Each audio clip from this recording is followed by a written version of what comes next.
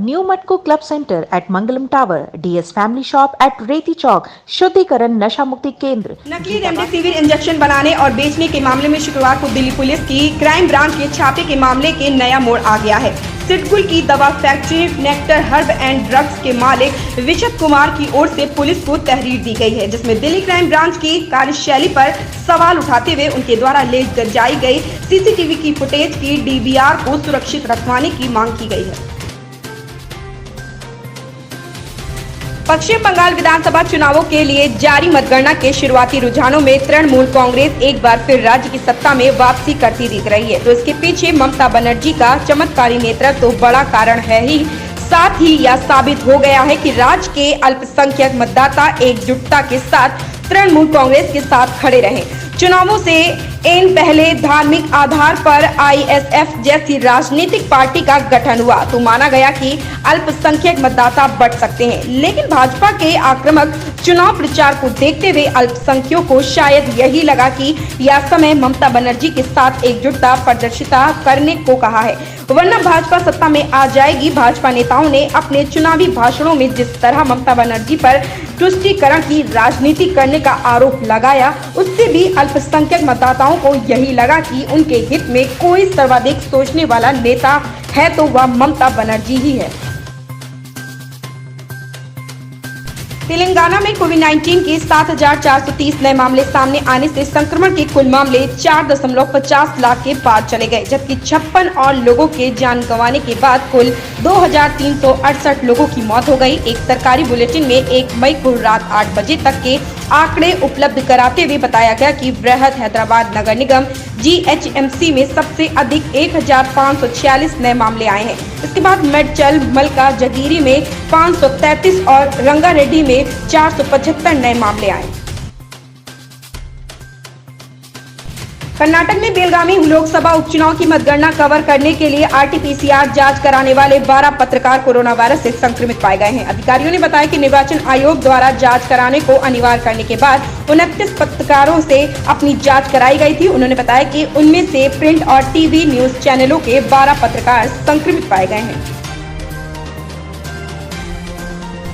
ममता बनर्जी और उनकी पार्टी तृणमूल कांग्रेस के चुनावी सलाहकार प्रशांत किशोर ने दावा किया था कि भाजपा 100 से ज्यादा सीटें लाई तो वह राजनीति छोड़ देंगे।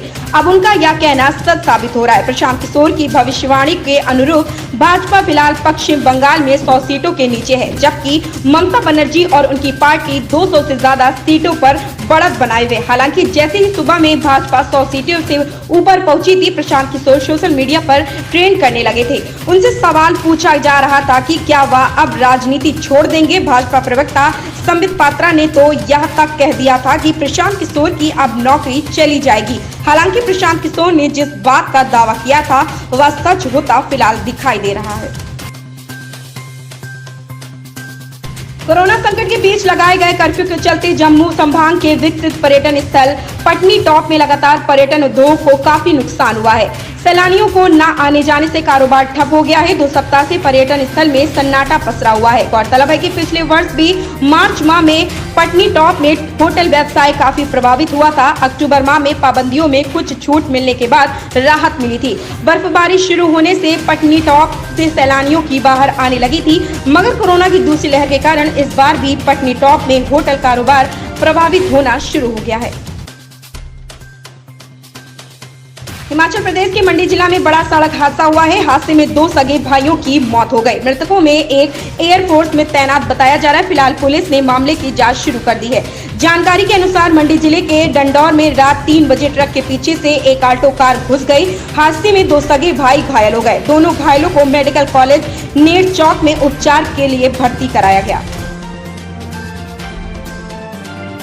पंजाब के मुख्यमंत्री कैप्टन अमरिंदर सिंह ने भले ही विधायक नवजोत सिंह सिद्धू के लिए अपने दरवाजे बंद कर लिए हों, लेकिन बेअब्दी और कोटकपुरा गोलीकांड के मुद्दे पर नवजोत सिद्धू ने कैप्टन पर दबाव बनाने की अपनी रणनीति में कोई बदलाव नहीं किया है। शनिवार को भी सिद्धू ने लगातार 2 ट्वीट करते हुए इन्हीं मुद्दों को लेकर अमरिंदर सिंह पर सवालों की झड़ी लगा दी।